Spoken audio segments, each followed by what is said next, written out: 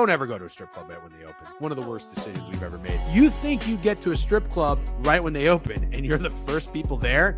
No! There was a big fat guy in the corner who never left. I don't know why you seem like such a Kelly Clarkson guy. I am a Kelly Clarkson guy. If you don't like Kelly Clarkson, honestly, f*** you. And that's to everybody in the chat. If you don't like Kelly Clarkson, f*** you. I'm not calling you a slur by saying you love Sam Laporta. It's okay. You love Sam Laporta. Say you love Sam Laporta. Say it. I like Sam Laporta tonight. No, say you love him. I like Sam Laporta. No, say you love him, dude. I don't love Sam Laporta. But 18 and 19 is good enough for the Florida Gators. As long as you're a young, cool guy who gets top 10 recruiting classes every year and you lose games to Georgia Southern and South Florida. I hate this guy. You think I have a model? You don't have a model. You've never talked. You are being serious. You think I have a model? You ever thought about having a model? No.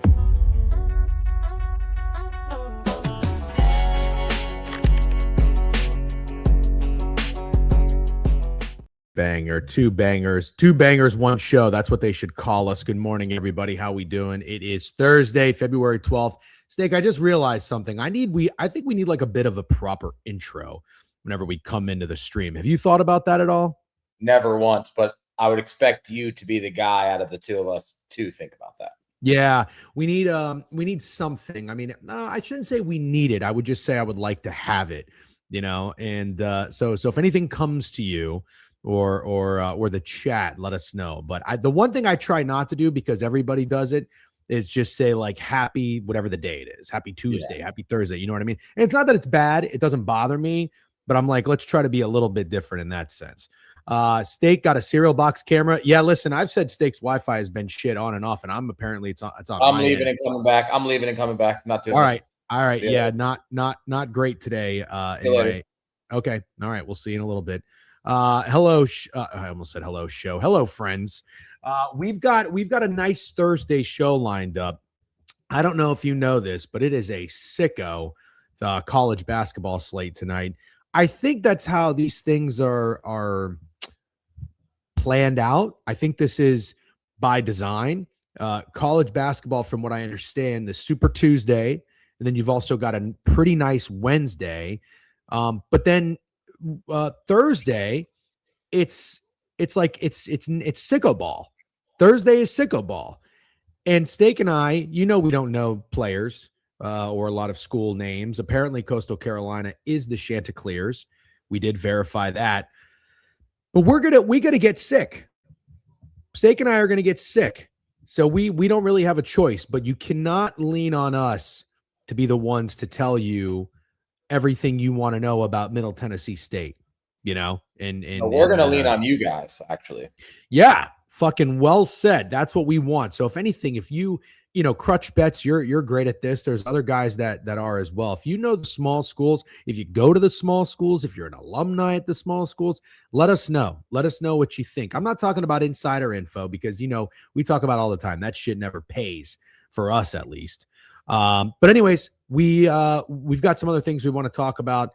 Life without football. We are here, but Steak made sure to put football fresh on the mind. He just posted an article on Twitter. Make sure you go check it out on the Book It Sports website. His way too early mock draft. Steak, I know you published it this morning. I have yet to see it. Did you do round one, or did you just do like picks 1 through what? 1 through 10, and then I'm going to do the rest of the first round in a second article. Okay.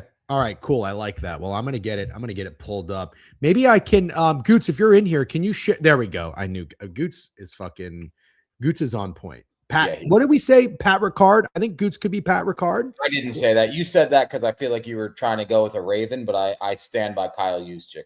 Oh, yeah, you said Juszczyk. No, someone in the chat, I can't take credit for it, said Pat Ricard, and I think it just worked because he's a Ravens fan. Anyways, we're gonna get into a recap of last night. We had hella wagers, as the kids would say. I ended up pressing some buttons. I thought about being a bitch and just going really light, but I was like, you know what? I'm scaling back as it is. I'm just going half units because I'm really just trying to get familiar with college basketball. Let me go ahead and press some buttons. I had 8 plays. We had the Sunday Steak Special, which did not come through. We full faded. It looked promising. The Wizards got out to a shit start, but they clawed back I saw they were down like 8 points. I had a weird feeling, Steak. I started to think about something, and this isn't like hindsight 2020. You've been great with underdogs in the NBA. But I think I realized something last night as that game was about to start. The number 17.5 was a really, really big spread. I don't think I've seen you take dogs that are higher than 14.5. I took the Kings plus 18.5 against the same Cavs team. To be honest, I just need the All-Star break, like oxygen. Okay. Break. Did the Kings cover that line? Yeah, they almost won outright. Gotcha. Okay. I was wondering, what I was getting at is, could there be something there with these numbers, with these spreads, when they get 3 or 4 points higher than what we typically see with double-digit dogs in the NBA? But I guess not. There's no rhyme or reason there. Let's say hello to some people in the chat. Bird Dog. Good morning, gents. Canada versus the Czechs in 30 minutes, and the U.S. plays at 3. Okay. I'm pretty corp today, so I won't be able to watch most of that U.S. game, but I'll try to follow it a little bit. I know I've gotten some shit about being an Olympics hater, but I am all for best on best hockey. I cannot tell you, though, that we are the guys you want to follow or pay attention to when it comes to Olympic bets. We've already discussed this. Fruity. D. Mahoney Potato says, too many people getting frame mogged. You said it, not me. What's up, Aloha Bets? I'm nuking USA hockey. Shocker. Americans nuking USA. Degen, about the okay, I'm not going to read that. I don't want to piss Steak off. What's up, Frankie Betts? Don't see that name too often. Freeze with a 10-stream streak. Big Bubs with a 3-stream streak. W's. Slack Packs, good morning. Danny, always in here. Jesus, need Latvia USA puck preview like air. Okay. Okay, I'm not going to read that. That's on you. Steak got it. Oh, we already read that. Big Bub, Steak on a potato. We already read that. Luke Brainerd, big fan of Luke Brainerd. What is he coming in with? Good morning, gents. I can't stop thinking about fading the bounce back. Need to get to the Arizona game Saturday. I fucking love. Did Steak freeze for anybody else or just me? Now I'm frozen. Jesus. What did you say? Now we got to get. You know who they play? No, tell me. Texas Tech. Ooh, what did Texas Tech do last night? No, they beat the shit out of someone, I think, in their last game. They were 15.5 point favorites against Colorado, I think, right? Yeah, I think they covered. Okay, and there was another 15.5 point favorite last night, Michigan. They did not cover, did they? Yeah, but they made a hell of a run. They made a hell of a run. They were they kind of came close to covering, right? They were down. I don't know. I feel like they came close to covering after being down for like the first 30 minutes of the game. Yeah, well, good job by you, because I wanted to press Michigan blindly again because I just thought that they would start covering. But you said you weren't interested, and it was a sleepy spot. So thank you. You saved me. Won by 13 or 14. Can we talk about Washington basketball? What happened with Washington basketball last night? I was also not paying attention. Outright loser? I know. I saw, obviously, people had them. I don't know exactly what happened. That was past my bedtime. Okay. I'll stay up for some sporting events, but it won't be Washington basketball. I'll tell you that. Yep. Skull fucked Colorado. Got you. Thank you, Captain Hook props. UConn had Butler 10.5. Oh, I saw that one got sweaty. One got sweaty. Scumbag didn't get the cover. Hate to see it. All right, let's do a little bit of a recap. We got the bus filling up. It's time to start moving. I'll go through my plays. Steak, maybe you go through some of yours, and let's talk about the board. And let's pull up old Pickett here. Shout out Pickett. Make sure you download Pickett. Hold on one second. I always getting the first share screen is always a little tricky. The Sonic System All-American Smasher tops the burger. Well, you're probably on ESPN.com. I'm not. Yeah. Guess what? I'm not going to say what site it was, but it wasn't actually ESPN. Okay. New Mexico. Who was the fine young gentleman in here that pointed out that we should talk about New Mexico Grand Canyon, and Grand Canyon was in about Slack Packs? Great job. We never even paid attention to that game on the board, if not for you pointing that out. We love fading the bounce backs. That is kind of our bread and butter. As I've said many times, I will continue to say it because we get new people in here. So sorry for being a little repetitive. Glad you guys picked up on it and identified the spot because we didn't. Well done, Slack Packs. I had Mississippi State +8. They lost by 9. That one kind of stings. I did not really follow. I think we thought maybe the under, which did come through. So that was 137. I don't know if any takeaways are on Tennessee, Mississippi State Steak. If not, we'll keep moving. No takeaways. Tennessee was in control pretty much the entire game. Okay. Well, that's good to know. Providence sucked. I got a little something that I made note of and monitored. +4.5. Providence was winning this game most of the first half. As it got into the second half, you could tell they started to slow down. Seton Hall kind of came out. I think they outscored them like 13-8 to start the second half, and you could tell that was going to drift. One thing I noticed on this game, now I got it straight at 4.5, but in our parlay, I got 5. There's something telling, I think, about when the books are willing to give you 5 points. Five is an interesting number I don't think you see very often. Against a not so great team, I definitely get what you're saying. Yep, there was something there, and I just made a mental note to tell myself, if Providence doesn't cover this game, anytime I see, because I used to love the 4.5 dogs, obviously things change every year, but if it goes to 5, I think that's kind of telling. So lesson learned there. Butler 11.5 sounds like we got a little bit lucky. We'll fucking take it. Again, the Sunday steak special did not come through. I'm not prepared to call that lucky. They were covering the whole, like a large portion of that game. Then UConn took control, and I thought we were going to lose. But lucky, I'm not willing to go that far. I'm just going to be honest with you. Okay, that's fine with me. I didn't pay attention to the game much. I saw it was tied, so I was just going off of what somebody in the chat said. But feel free to put them in their place. I love when you do that. How about this one in the bag? Under Georgia team total 78.5. So that's what we call sweat free. I think they had 27 in the first half. It was always the Gators and steak. I'll give you this. I think you said, how about the game total? That went under 2. Yeah. So that one I'll give you credit for 100% because you made a point about the first time they played, what the spread was and what the total was. And it was definitely a little interesting that total was, I think, the same or lower. No, it was 7 points lower. 7 points lower. That's what it was. It was 171. Then it was 164 last night or something along those lines. Yep, exactly. The Ole Miss one, it got close. I hate to say this, and I'm not shitting on anybody. That was never a good read or a good bet. I think we talked about this, but Alabama, when it comes to team totals, they move at such a fast pace. Someone said it really well in here. Their defense is their offense. I don't think Ole Miss having that 78.5 team total was really that suspicious given their opponent and the fact they were at home. However, still pressed the button, liked it enough. So we will still always tail and lean if anybody's got a good read on that. But again, lesson learned for Alabama opponents. Nothing suspicious there for their team totals. Ohio State team total over 79.5. Probably my best read of the night. Did you end up getting 7 or 7.5? 7.5. I got hooked. That sucks. Ohio State continues to be the fakest sharp team in college basketball. Shout out Beeve. I think Beeve went with a money line parlay for Ohio State. Great job. It's kind of always what we were talking about, a way to avoid getting burned by this fucking team. After a loss, they do not lose. After a loss, they score points. Over Iowa for me, I thought that was an interesting line. I noticed this one, Steak, had a lot of steam. That was 141.5, and it was moving. It was moving down all day. Got down to 139, 138.5, and then I saw 137.5, and I was like, too much steam. I thought that I think my read on this one also, we kind of collabed on it. Maryland was a home dog after a win. They had been dreadful. You said they're unwatchable, and you're absolutely right. But sleepy spot for Iowa. And if Maryland was going to come out and feel themselves a little bit after a win with a conference opponent at home, they were going to score some points. So that one went over. 5-3 for me.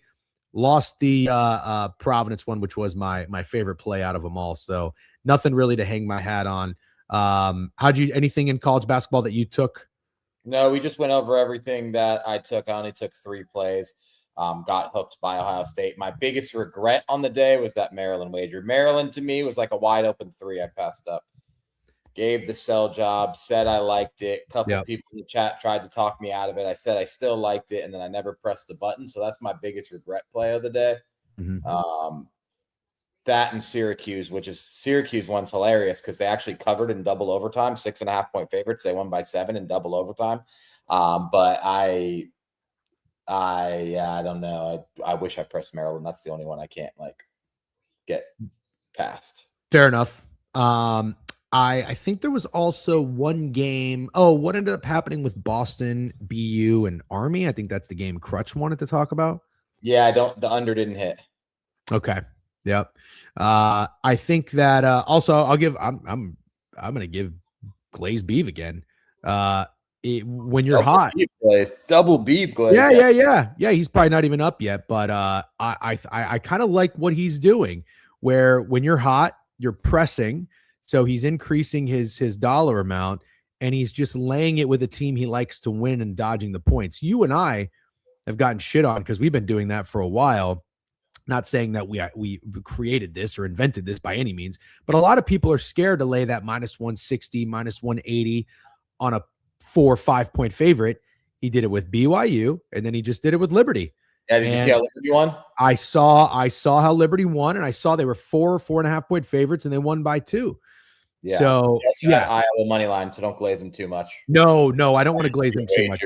Now I'll immediately just turn around and shit on him. This guy just constantly bets his favorite teams, and at some point, like, what are we doing? He can act like he's not an Iowa homer. I was gonna say, is he an Iowa fan? He's always betting Iowa. He used to go to the games. He used to live there, and then of course he had Ohio State in a money line parlay, which he's his favorite team. So I really don't hate the 2-team money line parlays or like that 4 or 5 point favorite where you just want to hammer the money line. I don't hate that. I personally, I kind of, I'm not going to say I respect it, but I like the idea of it. You just think the team's going to win, sack up a little bit. You got some money to spend, go for it. Yeah. How can someone be an Iowa and Ohio State fan? See, Zink, I have no idea. For the most part, the guy makes absolutely no sense, and I can't even waste any seconds trying to get into his brain. Oh, David Espinal is here. You don't know ball, fam. At some point, we are going to have to take away David Espinal's commenting privileges. I just said privileges, weird privileges. If he just comes in and doesn't provide anything. So David Espinal, this is your fair warning. We love chirps and criticisms as much as anybody you'll find, but I just have to tell you right now, flat out, you're kind of annoying as fuck. I did that with Louisville on Tuesday, hammered the ML, but they ended up knucking NC State anyways. Every time I feel like I do that, they either win like Zapix did by 20 points or lose by 20 points. I can never do what Beef is doing right now. Oh, like it actually being the right play. Like literally worked out perfect for Beef. They didn't cover the spread, but they won the money line. That never happened for me. I'm winning or losing by 20 if I do that. No. Beef gets bounces. Beef gets more bounces than a lot of people I've seen online, which is also funny for how much he kicks and screams and bitches like an old baby when he has a couple losses. Okay. How about the NBA? Are there any takeaways? I think you went to the Magic game last night. I went to the Magic game. The Magic are dog shit, bro. Can we talk about that for a second? I mean, I have no choice but to bash my guy Apollo at this point. I've been trying to put it off for as long as I can. It's like the chore that you have to do that you don't want to do. That's what bashing Paulo is. He stinks. I mean, he's regressed as a shooter so bad. That motherfucker cannot hit an open jump shot to save his life. And you would think like, okay, like you're 6'10", 250. It's fine if you're not a consistent jump shooter. You must be a force when you drive to the rack. And he's not. He's not a force when he drives to the rack. He's softer than baby shit. And he looks awful to watch. We literally got cooked by Jericho Sims, Cam Thomas, and Kevin Porter yesterday. I mean, they fried us. Cam Thomas was hitting shots you wouldn't believe. I'm going to show you the highlight reel from Cam Thomas yesterday, and you're going to be like, there's just no way. The Magic are awful watch. I don't even know what to say really at this point because we gave up all those picks for Desmond Bane. He's to me the best player. I know Franz probably is, but he's been injured. I'm not even upset about Desmond Bane. He had 8 threes yesterday. He was balling. He's the only guy who I see consistently playing hard. Like Jalen Suggs plays hard, but it's kind of annoying. Like at this point, I feel like Jalen Suggs is even like a hint of dirty. Like he's constantly diving at knees. I respect it. NBA probably needs more guys on teams like that. But damn, the Magic are an awful, awful watch. And I think they're completely checked out on Coach Mosley, 100%. Really? Yeah. I wonder what this guy did wrong. Bro, when he talks in the timeouts, Paulo doesn't look at him, doesn't acknowledge him, nothing. He just does not. I wonder what's going on with Paulo, man. I mean, I thought he was going to come into the league and be one of the young faces of the NBA, have his head down, be a good teammate, be a good dude. He seems like a great dude, but the fact that he's playing like kind of a bitch is really concerning. He played 40 minutes, 5 of 16 from 3, 5 of 8 from the free throw line too. I'm sorry. I mean, that's honestly pathetic. Make fucking free throws. Can I tell you what he did yesterday? With like a minute and 15 seconds left, he missed a wide open dunk when the game was tied. You're kidding me. Not joking. Wide open dunk on my side. Wide open dunk. Bucks rebound, fast break. Bucks go up 2 instead of Magic being up 2. Bucks win by 8. I don't even know if the Magic scored again after that. So I have to ask you then, are we team Mosley? Because clearly Mosley has a problem with Paolo. No, I'm not. No. Not okay. Team Mosley. But there really might be something there, because when Paolo got injured earlier in the year, the Magic played great basketball. Cam His Money was telling us that every game, pointing that out, and he was right, and he's been pretty right about Paolo so far. But maybe Mosley is kind of. Here's what I think, because I haven't watched the Magic a lot this year, but I know Paolo, and I watched him a lot more last year. Paolo has a set of strengths that he does not seem to want to willingly play into. He wants to be a Kobe Bryant. He wants to be a LeBron James. Let's be honest. That's who he actually has been told he's capable of being. A guy who gets almost a triple-double every night. That guy who can pass, rebound, and score. It's not a good comp. I'm just saying that's who Paolo wants to be, not Kobe. But I think if Paolo played more like LeBron, where he used his size to his advantage, drove to the basket more rather than settling for shots, like Paolo really shouldn't be shooting the basketball. No, he shouldn't be. LeBron shoots plenty, and Paolo drives to the basket, man. He's just soft. I don't understand. You just can't be that big and be that soft. You really can't. Wendell Carter, not a good night from him. 1 for 7, 0 for 3 from 3. I'll go ahead and say this too. With Bane shooting 11 threes, Suggs shooting 11 threes, Black shooting 5 threes, I don't think we need Wendell Carter shooting any threes. No, we don't. And Mo Wagner is just a better guy to have out there at center than Wendell Carter, who chills on the perimeter for the entirety. I feel like not the entirety, but a lot of the offensive sets. Isaac's not playing. Jonathan Isaac is not playing. Fuck Jonathan Isaac. De Silva 2 for 5. I mean, I like De Silva. Black, not his best game. This is the truth, man. And T. Call says it perfectly. The identity has changed because 2 years ago, we were the best defensive team in the NBA. We played the best defense, and now we've added a bunch of guys who shouldn't have meant the identity change. Desmond Bane is a great defensive player. Adding Desmond Bane to this defense should have only helped. They don't play with the same level of defensive intensity that they did, and that's 100% on coaching. It is. It's like Mosley was a cool coach when you had a young up-and-coming team. I don't think he's a good coach for all this talent and all these expectations. I don't think he is, and I do think a lot of this is on coaching because there's a ton of talent on the Orlando Magic. It's ridiculous. Every game I watch that they lose, they are the much more talented team. I mean, yesterday, bro, they lost to Cam Thomas, Jericho Sims, Kevin Porter. I don't even know some of these guys that were out there yesterday for the Bucks. It was crazy. AJ Green, like they got cooked by those guys. Yeah.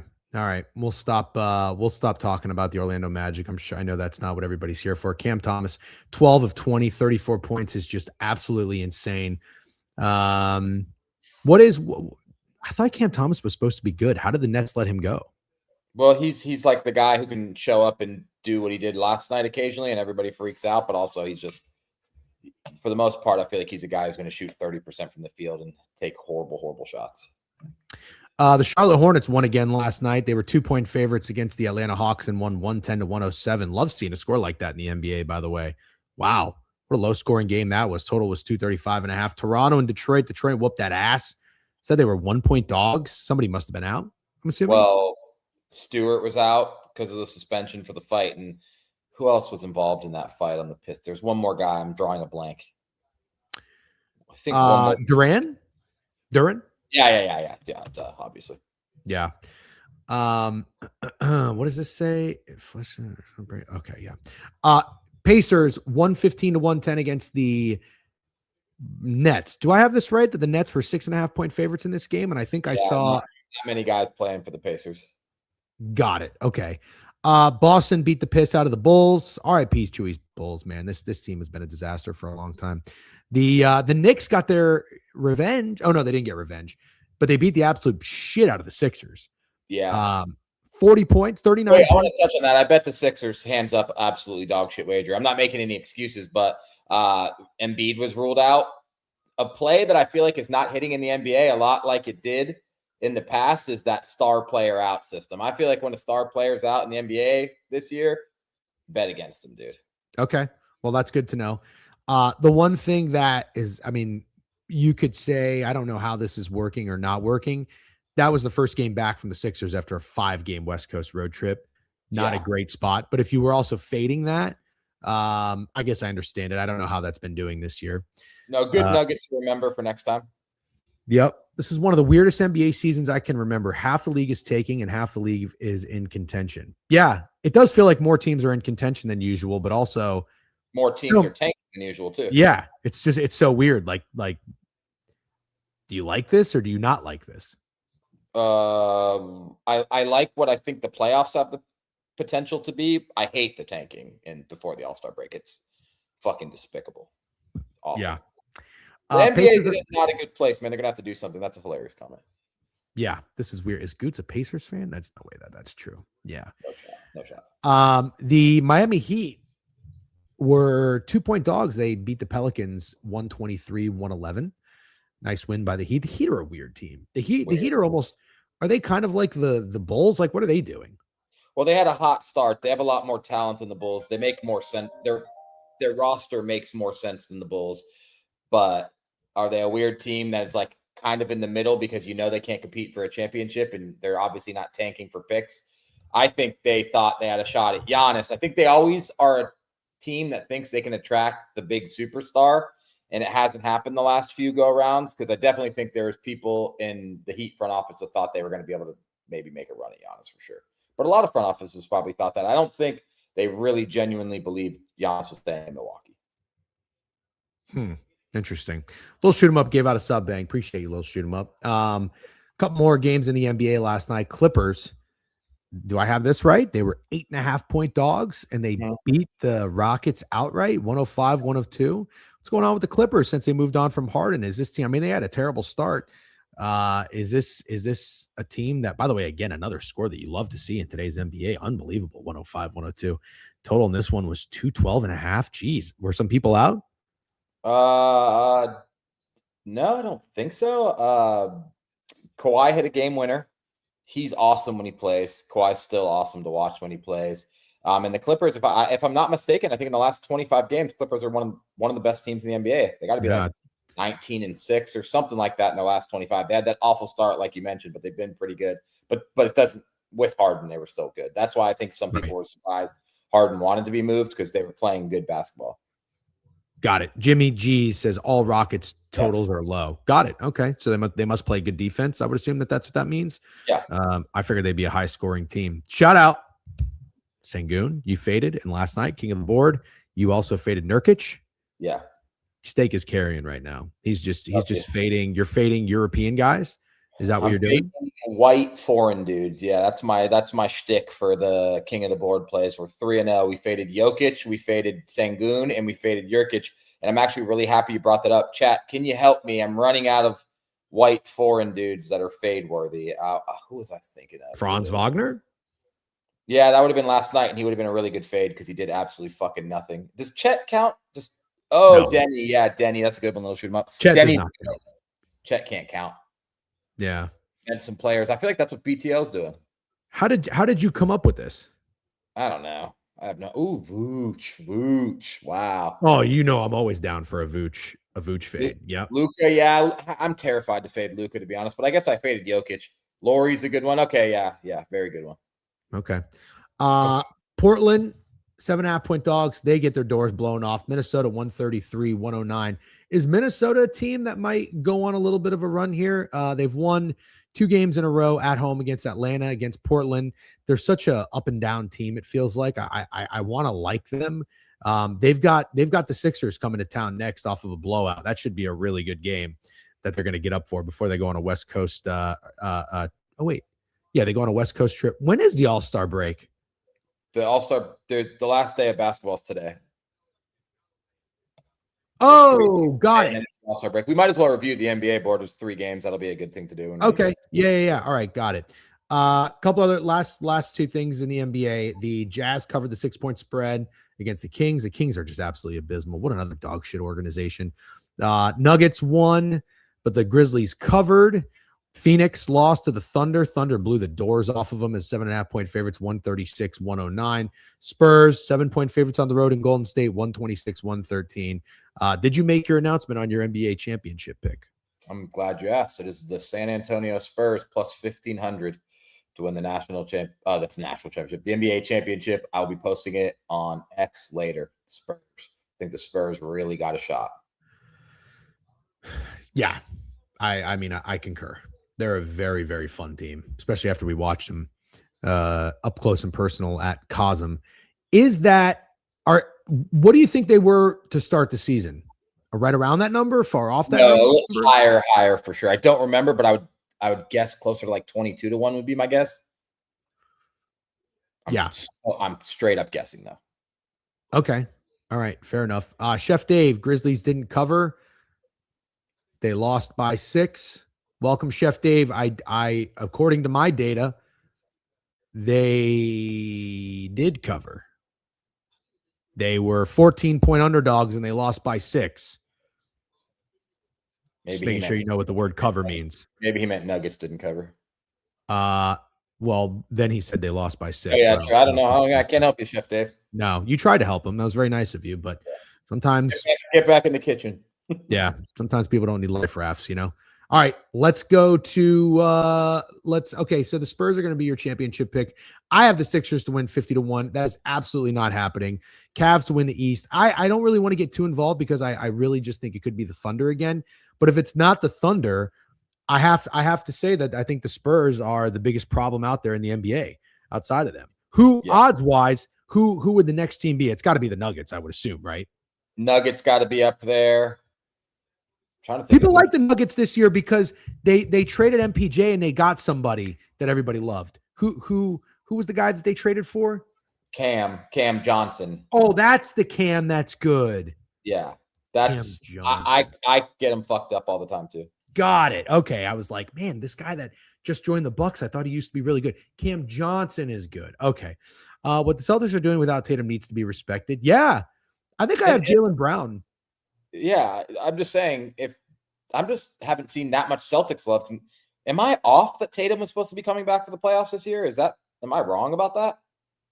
Because that feels crazy to me. The way they're playing at this moment and could potentially get Tatum back for the playoffs, I just feel like they might be a team you have to really put some money on. Yeah. Okay, before we get much further, I do want to bring something up to the chat here. This is a video I saw on Twitter, and I just got to tell you how disappointed I am. Let's bring it up real quick. Did you see this? Blanking on his name. All right, today we're going to see how well I know my favorite team, the OKC Thunder. Should be pretty easy. Let's get to it. Dude, I mean, did you see this video? No, never seen this. Not knowing DJ Augustine. I know for a fact this guy played with Durant at Texas, and I'm blanking on his name. Especially if you know that. If you know he played dude, what is it? Unbelievable. Oh my God, it's DJ Augustine. I knew that. Crazy. Thunder fans are going to be pissed at me for that. I don't know who that guy is. What? Is it Raymond Felton? So much harder. I can't see I have shit. no idea. Oh, okay. All right. Sorry. No, everybody keeps saying to put it up full screen. I'm sorry. If it goes full screen, it doesn't show for whatever reason. I don't know how to do all that. I'm not that savvy. Yeah, I just couldn't believe Trent. I saw Gooch say in here his only real team, by the way. Not knowing DJ Augustine was absolute madness. The one thing I'll say is when was DJ Augustine on the Thunder? Do you remember that? After the Magic or before the Magic? I just don't remember him being much of a Thunder guy. Like Norris Cole, I don't remember being much of a Thunder guy either. I think NBA fans should know who DJ Augustine and Norris Cole are, but specifically Thunder guys, I feel like that's interesting. Like, hey, if you would ask me if DJ Augustine played on the Thunder up here right now, I probably would have said no. All right, well, here's the thing. You could say, oh, DJ Augustine wasn't on the Thunder very long, but he wasn't really on any team very long. The Pacers he was on 1 year, Raptors 1 year, Bulls 1 year, Pistons 1 year, Thunder 1 year, Bucks 1 year, Rockets 1 year, Lakers. Wow, that's actually crazy. He was on the Magic somehow for 4 years. Yeah. And he got drafted by the Bobcats, which is pretty funny. He was drafted with the 9th overall pick. Good Lord, I do not remember that. Okay. Somebody asked about Pro-Am. By the way, Pro-Am, my golf picks are on Twitter. I like the card. I like my card this week. Steak, did you make a serious play or did you? It's Colin Morikawa. Okay. Single board. Very stupid. I am going with Hovland 30-1, Henley 30-1, Bobby Mack 40-1, JJ Spawn 60-1, Ryan Gerard 65-1. And I'm playing all with Scotty. You could play the without Scotty market if you want to. And I know there are actually some really good numbers on guys. Can't tell you what book. Black and Red apparently have good numbers on Spawn and Gerard without Scotty if you wanted to play it. Pranav, who is a massive homer and bets his favorite team and favorite golfer, first round leader and winner. Good luck to you, good sir, Pranav. Does anybody have any real picks or leans or thoughts on the Pebble Beach? I'd love to hear it. Yep, Bobby Mack. I have Hovland Henley, first round leader. I will probably get down with a first round leader since this is in California. It's 3 years later. Maybe live stream it tonight with a little cooking stream on the Fake Sharp Twitch and YouTube. We haven't fired that up in a while. The board review is on here daily, 10 a.m. to 12 p.m. But I have had some people who asked for the random one-off firing up the old shows, which we'll do. I have so many. Yep. Who are the celebs playing? Great question, Snowman. That I do not know. Ooh, I love Nap. Black and Red book. Yeah, Jay Betts. There you go. Hole in one. Yes. That sounds good. Knowing Hovland, he missed the cut this week. Y-Pop, you know fucking ball. Got her up on fire right now. Yeah, very true. May as well just lead into it. All these great golfers, and Steak is going with Colin Morikawa. Should turn out well. Steak, speaking of the NBA All-Star Game, I know nobody is interested in this. Yeah. But there was a take out there. Not our take. I believe it was Nick Wright who had a take that's going viral with Bill Simmons on a way to fix the All-Star Game and make it more interesting. And I just wanted to propose it to you and think, did he actually cook or does he sound like a fucking moron? Okay. White players versus black players. It might be the first time in my life I could actually say that Nick Wright cooked. And you know what was funny on this clip? Correct me if I'm wrong. It was on an Instagram reel that I saw it. I'm not really an Instagram guy. I think the first player or one of the first players in pictures that I saw was Con Knipple. I think that was the whole point of the topic, was that if Con Knipple stayed on this trajectory, he would kind of like finalize the Whites full team. Because the best white players in the NBA are foreign, with the exception of Cooper Flagg, Austin Reeves, and if you want to say Con Knipple, unless I'm disrespecting someone out there that's not coming to my mind, those are the best white American players. And obviously you got Luka, Jokic, Laurie, Sengun. Yeah, Sengun, if you want to go there. Peyton Pritchard can't. What do you mean if you want to go there? Sengun is a dog. Yeah, sure. But so let's build the team. What do we got? 12 guys? No, not the All-Star Game. Let's go 10 guys? Sure. Let's go starting lineup and a couple reserves. Jokic. All right, hold on. Do it by position. Center, Jokic. Center, Jokic. Can we put Sengun at power forward? Absolutely. We can do whatever the fuck we want, right? It's like fucking Serge Ibaka and Bismack Biyombo when we're dominant Mark Dominic at the GM of the Magic. God, that guy sucked. Yeah, that guy Jokic, sucked. Sengun at center and power forward is nasty. And then I'll say I'm going to put Luka. No, I guess we put Luka at point guard so we can put Con Knipple. No, Luka's at point. Yeah. Oh, no. Luka's at point, then Cooper Flagg's at small forward. Cooper Flagg, small forward. Con Knipple, shooting guard? Con Knipple, first guy off the bench. Oh, so they're saying Reeves over Con. Reeves over Con in the starting lineup. Con Knipple off the bench. Okay, so that's actually not bad. But Lauri Markkanen has to be on this team. Franz is on the bench. Franz needs to be on this team. Okay, so Franz, Chet, Lauri, Con off the bench. And then, Tyler Hero identifies as black. Tyler Hero probably have to be on the squad. Tyler Hero probably has to be the 10th guy. Okay, so that's really not bad. Let's do the black guy roster, and then we'll make a spread. Okay. Jalen Brunson. You went right for Jalen Brunson. Wow, you like Jalen Brunson. Well, it's not that I like Jalen Brunson. No, you do. No. I bet cat points 2 nights in a row, and every time I look up, Jalen Brunson has 40 fucking points, so he's top of mind. You know how I know you actually like Jalen Brunson? I do like Jalen Brunson. Okay, let me finish telling everyone why I know. Because when you had that cat bet and we were in the hotel in Dallas, you were watching the Knicks play, and 3 different times you said, Jalen Brunson's really good, huh? And then we'd hit another basket. You're like, damn, Jalen Brunson is good. 3rd time, Jalen Brunson's pretty fucking good, man. I'm like, yeah, no shit. This is what he does. So, yeah, if Steph counts as black, we'll go with Steph as the starting point guard. He's still no, come on. How about SGA? What is SGA? Is he shooting guard? Shooting guard. All right, so Jalen at point. So you don't want Steph I'm Curry not putting old ass washed up Steph Curry in here. No. Old ass washed up. How old is he? No, I don't want Steph Curry. You guys want Steph Curry over Jalen Brunson? How about Anthony Edwards? Wow, that's so disrespectful. So that's really disrespectful. We're not going to see eye to eye on calling Steph washed up or not putting him on the team. But anyways, Jalen Brunson, fine. I'll let you have that one. SGA, I think we have to put Ant at small forward. Ant's a starting player. So then he has to be small forward, right? But he's not a small forward. Okay, who is Giannis? Okay, wait. I have a question. Yeah. Let's say Anthony Edwards and SGA are playing 1 and 2, but you're telling me Steph Curry should be 1 or 2. Who starts or who sits because of Steph Curry?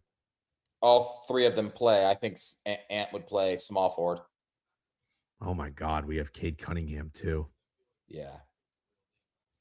I'm not saying Curry is washed.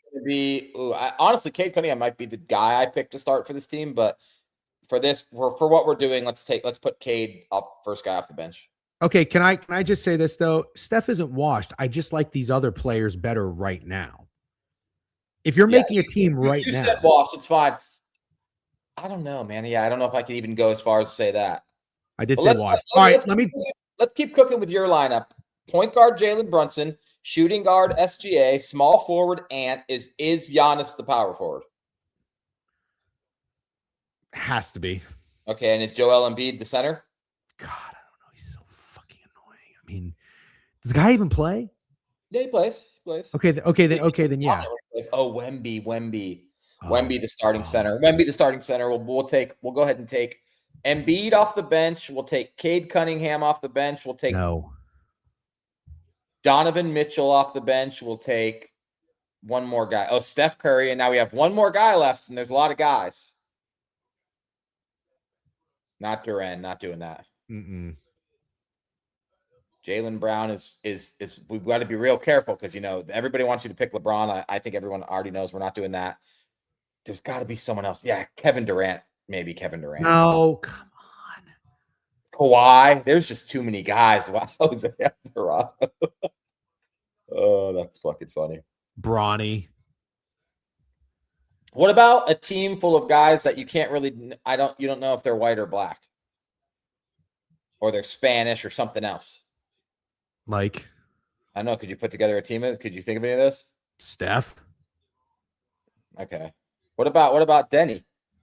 Like, what are you if you're Israeli? No. You think he's white?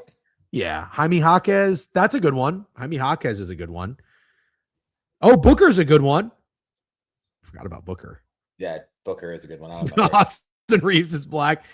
Okay, hold on. So give me let's not play. First of all, Steph is not washed. I understand that. He's 37 years old. He's still a very good player. Okay, but hold on. For the 5-on-5 starting rosters right now of this All-Star game, I think it would be more fun to put guys like Cade Cunningham, Anthony Edwards, and SGA in there right now, as opposed to Steph Curry, who has been in this for like 15 years. That is my opinion. But hold on. Give me your starting 5 right now. Giannis and Wemby are 4 and 5. Who's the 1, 2, and 3? The SGA has to be 2. My personal one? Sure. It will be, I'll put Steph at point guard, SGA at shooting guard, Ant at small forward. Okay, so Cade Cunningham off the bench. My first guy off the bench, yes. First guy off the bench. Who else do we have on the bench? Donovan Mitchell. Donovan Mitchell, Jalen Brunson, Joel Embiid. Yeah. Yep. I see people saying Jason Tatum just for the injury reason. I'm leaving him off, just like we didn't mention Tyrese Halliburton. Okay, then how about Jaylen Brown? Would you put Jaylen Brown on the bench? I would put Kevin Durant as the last guy. If we had one more guy left, I'd go Kevin Durant. Okay. I do not have Harden there. That's not happening for me. Okay. So Steph, SGA, Ant, Giannis, Wemby. It's a very good team. Yeah. Against Luka, Austin Reeves. Yep. Cooper Flag, Sengun, Jokic. Yeah. What's the spread? 8.5. Yeah, probably. No, I'll say 6.5. I say 8.5. Yeah, I agree with Retro 6. Yeah, I was going to say, we could pretend it's a good game, but man, Wemby and Giannis just really feels like a cheat code. Healthy Wemby, Giannis feels like an absolute cheat code, and I'm not even bringing up that SGA is. Listen, somebody just asked. Who do we put then? Who do we put? Yeah, horrible. The bench is just, It's going to be a 3-point contest against a dunk contest, that game. Yeah, it probably will be. Yep. Talking about Ant loves shooting threes. That one of the teams has Steph. Flag at 3, Laurie at 4. Well, we have Flag at 3. Don't hate that though. Laurie at 4 is not the worst take I've ever heard. I think, okay, chat, because chat's buzzing right now because they love NBA talk. I just answered. Somebody said, do you watch? No, I don't watch the NBA, but I have watched games. I think Sengun is like one of my favorite players. I love him. You do love Sengun. I would take him over a lot of other people. Right now, one word answer, chat, please, because I would like your opinion going off of what that boy Rito is saying. Would you rather have Laurie or Sengun? Please answer in the chat. Laurie. You would rather have Laurie? Yeah. You just like disagreeing with me. No, I don't. No, I like Laurie. Laurie, Sengun. A little bit more Laurie right now. I'd say Laurie's probably winning about 6-3. Sengoots is with you. Yeah, Sengun. Could have just done a poll, but oh yeah. Can we do a poll? Rolled. Con Knipple over everyone, dude. Con Knipple over everyone. While Snowman's in here, is there a poll up? Well, I'd love to get a poll on that. Laurie or Sengun. I'd like to see where the people stand. But it sounds like Laurie's the winner. Do you know who the mods are in the Book It channel? Because like when I asked, I don't even know. I think Straight Locks is one. That's a great mod. But if you're a mod, can you make it known so we can know you're a mod? I really don't know who's modded. Is modded a thing? I don't think we need to care about that. Goots is in here. But if he's not, you tell me you don't want to know? I guess you got a little bit of a point. Yeah.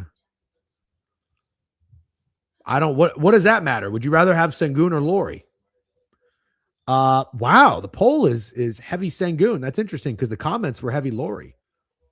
So see, you don't know shit. The Book of Sports isn't even Goots. Who do you think it is? It's too early for it to be Trent. I'll say. This is Pega. I didn't know that. All right, Pega likes Sengun. Ooh, this is close. This is a really, really good poll. 23-19 Sengun right now. Well, put it this way: it's more love for Laurie than I anticipated. So I'll concede to this one. Poll knows ball. I do agree. Sengun is probably one of the top players, in my opinion, of big men that I've watched so far. Don't say Peg on stream chat gets mad. Okay, all right, we're learning things. Anyways, somebody said, "Have I looked at the All-Star rosters?" No, I haven't, but I looked at the dunk roster.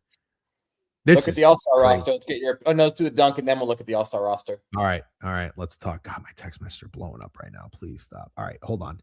Let's go to I think the Book It Twitter channel retweeted or posted a graphic with my tweet on it. Let's see. Because I did have a tweet I thought was pretty good. Nobody cared, and that's fine. This is the All-Star lineup. Oops, I'll take this. Take that. While you're doing it, Zay Picks 10 stream streak, Crutch Bets 10 stream streak, Pat Burks 10 stream streak. Lil Shoot 'em up gave out a community sub, and ATX 0719 with the new follow. W boys. Okay. All right, can I give you my thoughts on this? Yeah, this dunk contest, sure. I really, really thought it was Centel, and I thought this whole thing was a joke. So Carter Bryant, who we just watched at Cosm, and you were telling me he's a dog, and he did play very well. Doesn't come across as a guy who can fly high and do cool dunks, but whatever. Jackson Hayes. So you don't get me flamed by the chat. I absolutely did not say Carter Bryant was a dog. I said it's crazy that he's like the 11th guy off the bench and he's like a top 15 pick in the draft. That's all I was saying. You kind of glazed Carter Bryant. I don't know. I was glazing the Spurs for how deep they were, but I'm not. I want it on record. I would not really call myself a Carter Bryant guy. Okay, all right, fine, fair enough. He might be the best dunker up here, though. I'll tell you that. Well, so Jackson Hayes. This guy, to me, I don't know anything about him. He seems like a guy who's not very good at basketball, but can dunk. Well, he's like 7 foot tall. I didn't know that, but he seems like he can dunk. I mean, he's 7 foot tall. Kashad Johnson. Yeah, I'm not talking about like just dunking, like putting the ball in the hoop. Like Wemby can't do cool dunks. Jackson Hayes can fly, and like do cool dunks. Kashad Johnson, never heard of or seen this guy in my entire life. Don't know anything about him. He can dunk? No, nothing about him. Absolutely nothing. Jace Richardson, this undershirt wearing motherfucker in the dunk contest. What the fuck are we doing? I didn't even know, truthfully. I thought this guy was as tall as me. I didn't even know Jace Richardson could dunk. Yeah. He's a dunker? You know who his dad is, right?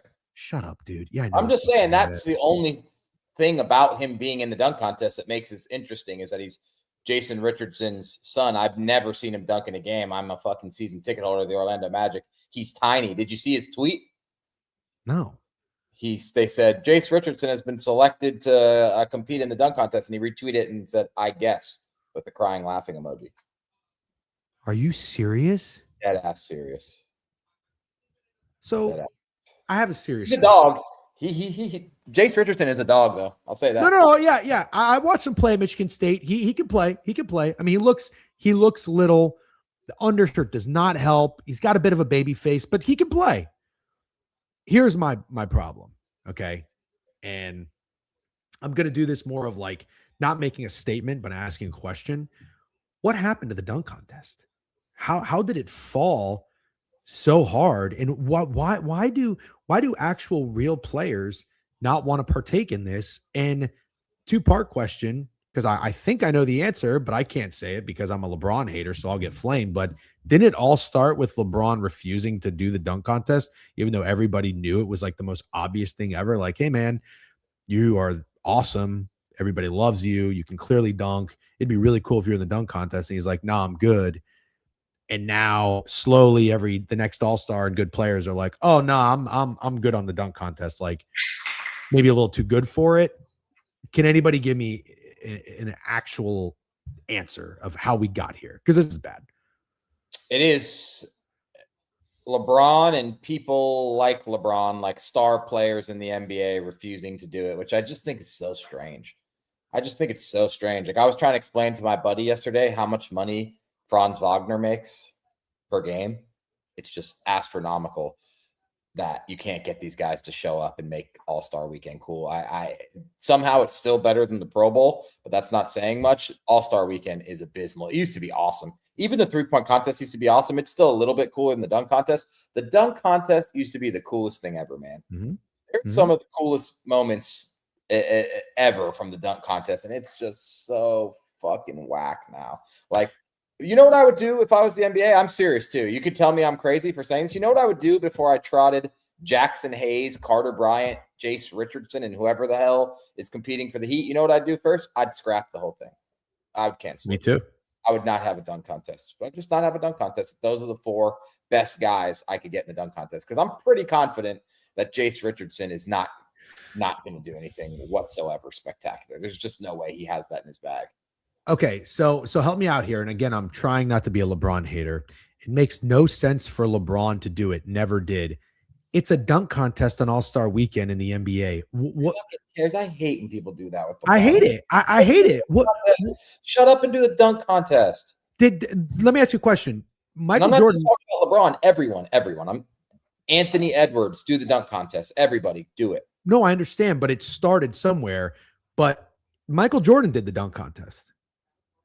I believe so. Yes. Vince Carter did the dunk contest. Oh yeah, Vince Carter is the dunk contest. But it doesn't make sense for LeBron to do the dunk contest. I'm just having a hard time understanding what the fuck that actually means. And has LeBron James ever given an actual reason for why he never did the dunk contest? And then I'll leave LeBron James alone because you're right. Every other all-star players, and this is where LeBron lovers get their angle is they'll say, like, why aren't you calling out all the star players? So I will. It's like all the star players in the NBA got together and said, hey, man, let's make sure we all agree not to do the dunk contest. Yeah. That's what it feels. Well, that's the thing. Yeah, that's why I'll move on. Those guys you name are high flyers. I don't really know what we're talking Carter's about. a high flyer. I think, LeBron's not a high flyer? I'll call LeBron a high flyer for sure. Hey, of course he's a fucking high flyer. What do you think? Dwight Howard's a high flyer? Give me a break. LeBron James can fly from anywhere. Anyways. I listen, you know what? This is what I think. This is just what I would do. If LeBron James says, you know what? I can't do the dunk contest. It's kind of beneath me, whatever. Guys like Aesop are saying it doesn't make sense for me. You know what else doesn't make sense? Don't make Space Jam 2. You know, that doesn't make sense. Don't do that. Maybe, you know what? Don't do DraftKings. Oh, I can't say that. Fuck. Don't do Green Book commercials. You know, none of that makes sense. The one thing that makes sense is this fucking superstar that everybody calls the king, who is the next best basketball player of our generation, to do the one thing everybody loves during the All-Star break: dunk the fucking basketball. Everybody loves a dunk contest. Back in my day in high school, all week, we'd be talking about who we'd like to win the dunk contest. All week. You go into your schools now, you ask them who's in the dunk contest, nobody can name one fucking player. So all I'm saying is, man, shit's getting worse. It doesn't have to get worse. And then you got defenders in here are just saying dumb shit for no reason. It doesn't make sense. What doesn't make sense? Why are you ruining a great thing? Why? Can't believe I'm even getting worked up about this. But the dunk contest used to be cool. Thinking about who to bet on to win the dunk contest used to be cool.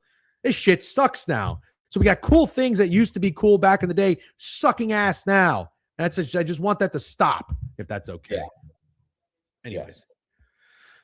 So, yeah, that's a dunk contest. I don't even know who's in the 3-point contest. Anybody fun there? I'm a little confused. I can't say Pega on the show. I'm not going to follow that rule. I like Pega, W. Pega. I'm going to say his name. Apparently, Pega said that Dame Lillard is competing in the 3-point contest, even though he hasn't played this year. Who else is playing in the 3? Con Knipple. That's obviously who we have to bet. Hold on. I'm sorry. I'm not going to take too much time on this. What is Dame? Why is Dame not playing? Because he's injured. Wait, were you with us in Milwaukee last year at the draft? Oh no, he did something to his knee. He popped I want to say it was his Achilles in the game we were at.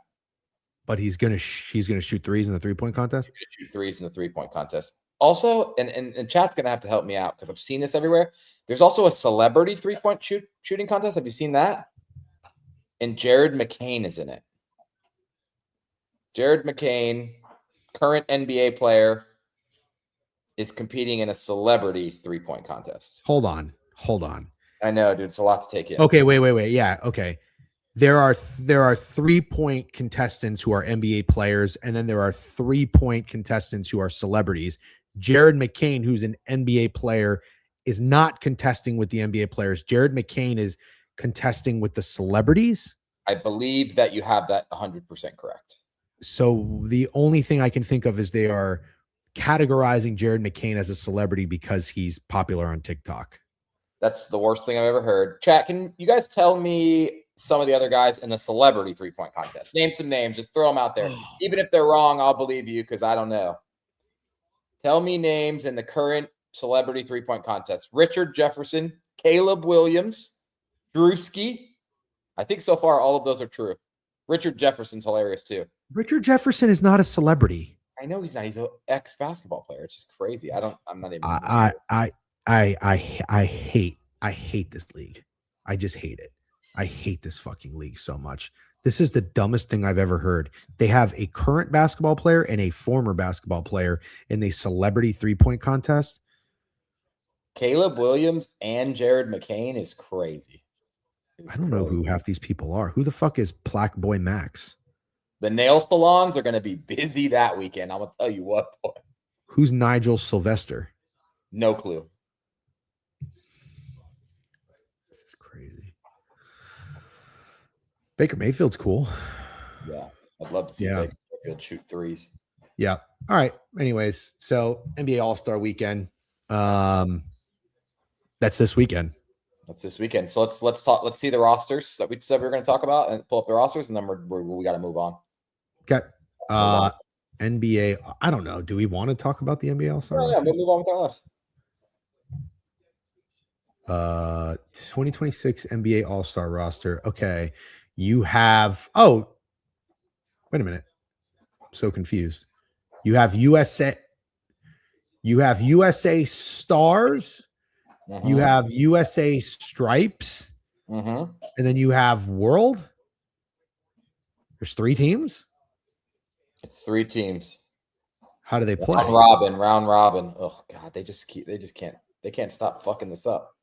Oh boy. All right. Tell me the World roster, please. All right. The World is Giannis, Luka, Jokic, Sengun, Cat. I guess isn't he from Canada? Isn't Cat from Canada? That makes so much sense. Denny Avdija, SGA, Jamal Murray, Pascal Siakam, and Victor Wembanyama. Okay. Oh, he's a Dominican. That is a disgusting squad. I don't understand what is so Stripes are like the old guys and the Stars are the young guys. Say the Stripes team. Jalen Brown, Jalen Brunson, Steph, Durant, LeBron, Donovan Mitchell, Ingram, Brandon Ingram. Keep going. How's Brandon Ingram on the OG squad? Bro, Norman Powell? Norman Powell's been absolutely hooping. Keep going. Okay. Kawhi, Donovan Mitchell, LeBron, Durant, Steph, Jalen Brown, Jalen Brunson. It's a good squad. The World is definitely better than that squad, I think. Tell me the next one. Ingram is replacing Curry. LeBron is averaging the least amount of points per game on that World team, by the way. Tell me the Stars. Scotty Barnes, Devin Booker, Cade Cunningham, Jalen Duren, Anthony Edwards, Chet Holmgren, Jalen Johnson, Tyrese Maxey. Like that? Not really. Jalen Johnson is insane. I don't know. Yeah, he's good. He's good. He's averaging 23. I don't know if that team has enough, man. Yeah, I don't know about Chet either. He's in my opinion, the World should probably dominate both teams. Yeah, I don't know what the betting odds are, but that sounds. Say Luka, Wemby. Well, Giannis isn't playing, so I'm an idiot. Luka, Wemby, Jokic. That is correct. It's crazy. Where the fuck is Jamal Murray from? He's Canadian too? Yeah, Canada. Gotcha. Damn, SGA's Canadian. Where's Siakam from? Do we know? No. He's not Canadian. Not Canadian. Dylan Brooks is Canadian. Damn. Canada's got some ballers. Yeah, they got a squad. There's one other guy I'm not thinking of too. Okay. Damon Portis in the 3-point contest. Bobby Portis is a 3-point shooter? Not really, but he shoots them. That'll be at least funny, I think. Oh, Edie. Yep. Edie's Canadian. Yep. Oh, yeah. Yeah, they got a squad. Yeah. They got a squad. Siakam is from Cameroon. Got it. All right. Well, there's 3 NBA games today. Let's talk about is Pascal Siakam in the All-Star game? Yeah. They got a squad. The World has a squad. Oh, yeah. I mean, they got to be like coming off the bench. 50 to win. It's tough not to take them. 3 games in the NBA tonight. The Oklahoma City Thunder are at home playing the Milwaukee Bucks. They are, it looks like, minus 13. Bucks are on a back-to-back. They just won in Orlando. Oklahoma City's on a back-to-back. They just won in Phoenix. I mean, you got to think these are 2 teams that just don't give a shit, ready for the break. So one of 2 things is going to happen, in my opinion. The Bucks are going to win outright, or the Thunder are going to blow the doors off of them again. The total's 214. Feels like an obvious under here. Both teams on a back-to-back, don't you think? And traveling. It was fun fading the Thunder for a while, but it's getting hard. They've covered 4 out of 5. They beat the Magic by 30. They won at Denver by double digits. Doing this without SGA. They won at LA. Beat Phoenix last night by 30. They're getting tough to fade. Mm-hmm. Sucks. I know I shouldn't be betting till the All-Star break, but there's no way I don't bet these 3 NBA games tonight. There's just no way I don't do it, especially with the way that college slate looks. Okay. So do you have a lean? I would lean the Milwaukee Bucks. Okay. Jazz are 7.5-point home dogs against the Blazers. Both teams are 3-7 in their last 10. The Jazz, we know, are openly tanking. The Blazers are not terrible. They're 26-29. Anything you like here? Total 239, highest total on the board tonight. Openly tanking, but won by 30-something points last night. And I think, if I'm not mistaken, the Blazers lost by 30-something points last night. Yeah. I think the tanking thing is lingering over, but the Blazers being -7.5 here on the road, just going guy for guy with what Utah has out there right now is a monster spread. Spread. So if you're reading the line, you like Portland. If I'm reading the line, I like Portland, yeah. All right. Another 7-point spread tonight. Lakers at home. Luka revenge. You got the Mavs coming in. Mavs are 5-17 on the road. Ugh, 2-8 in their last 10. They're not good. We watched them up close and personal. Total 235.5 on this one. Anything you like early? I don't know who's playing for the Lakers. That would be Luka and Flag out. Oh, that's great. At this point, like, if there's ever a time I say rest your guy, let it be the last day before the All-Star break. Sure. 1, 2, 3, 4, 5, 6, 7 games in a row. Sorry, 1, 2, 3, 8 games in a row the Mavs have lost. They only covered in 2 of them, so they haven't covered in 6 out of 8. They lost 8 games in a row. Last time they won was January 22nd. They're really, really, really, really, really bad. They're really bad. And now no Cooper Flag, but the nasty play. I'm sure a bunch of guys aren't playing for the Lakers. Obviously, Snowman already mentioned Luka's out. I still think that Dallas is a disgusting, disgusting play. So wait a minute. Just off jump, I'll say I lean Milwaukee Bucks. I lean Portland in the over 239, even though it's obvious. And I lean Dallas in the over. I do like points tonight with all these randos playing. Actually, I think I'm going to take it back. If it's so obvious to rest your stars the game before the All-Star break, why even have a game before the All-Star break? Yeah, no, but the NBA is doing everything wrong.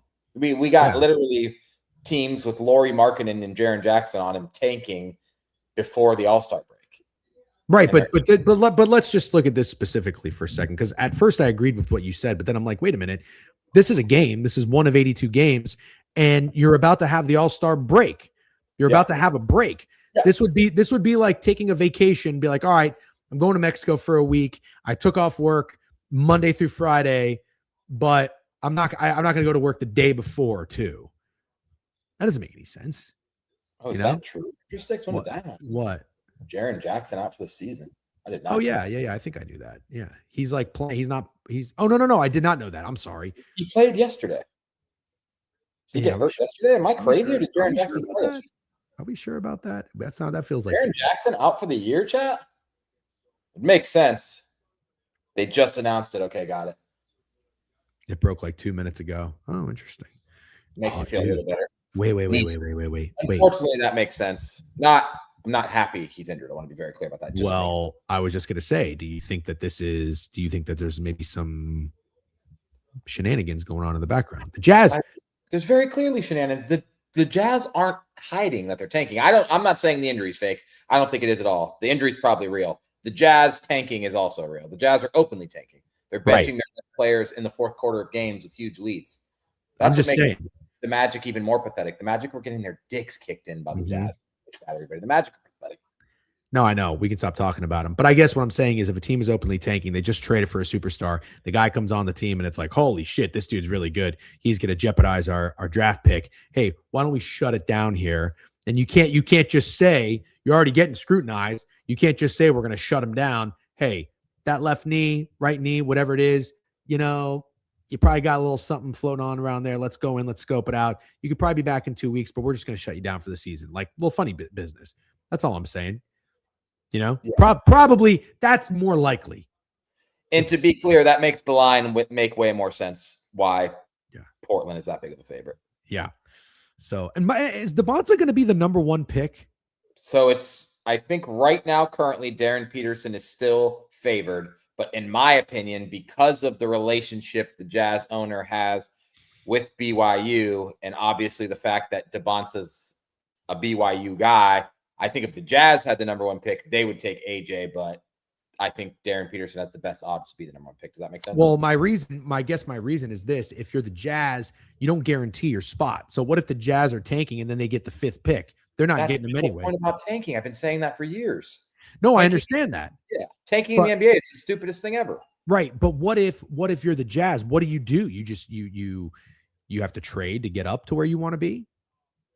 Yeah, but I don't know how many teams are going to let Utah get AJ, trade up to get AJ. I know. So all this thing could be all for naught, right? Isn't that the saying? All for naught. Yeah, you definitely rigged the draft. Right. That's exactly what's going to happen. All right, let's take a piss break. It's 11:13. We'll be back in a few minutes. Don't go anywhere. We're going to talk college basketball and dig in on this disgusting slate. We are kind of in our bag in the college basketball slate. We're kind of in the bag, and we look forward to staying there. Don't go anywhere. We'll be right back after these words.